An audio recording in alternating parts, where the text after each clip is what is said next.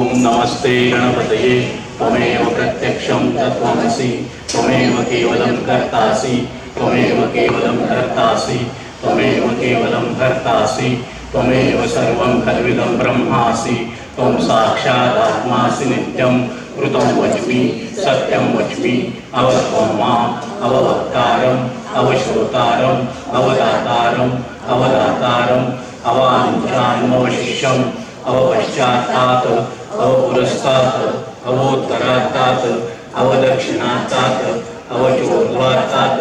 अवाधरात्तात् सर्वतो मां पाहि पाहि समन्तात् त्वं वाङ्मयस्त्वं चिन्मयः त्वमानन्दमयस्त्वं ब्रह्ममयः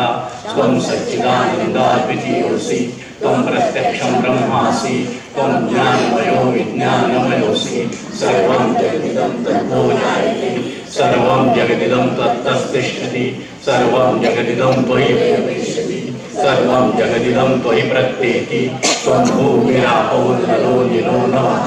त्वं चत्वारि वाक्पदानि त्वं गुणत्रयातीतः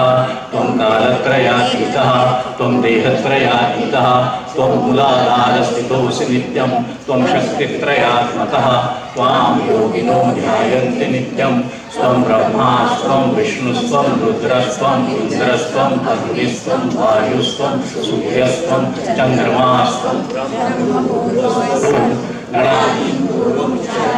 गणाधिपतिरन्तरम् अनुस्वारः परतरः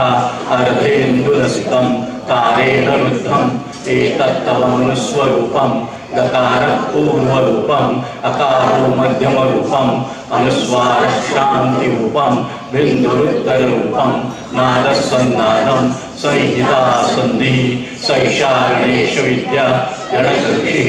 निःसृद्गायत्री छन्दः गणपतिर्देवता ॐ गणपतये नमः एकदन्ताय विद्महे वक्रतुण्डाय धीमहि तन्नो दन्तिः प्रचोदयात् एकदन्तं चतुर्हस्तं वरदं हस्तैर्बिभ्राणं शतद्वयं रत्नं लम्बोदरं शूलकर्णकं रक्तवासुसं पुष्पैः सुपूजितं भक्तानुकम्पितं देवं जगत्कारणमच्युतम् आविर्भूतं च सृष्ट्यादौ प्रकृते पुरुषात्परम् एवं ध्यायति यो नित्यं गणपतये नमः प्रमथपतये नमस्ते अस्तु लंबोदराय एकदन्ताय विघ्ननाशिने शिवसुताय श्रीवरदमूर्तये।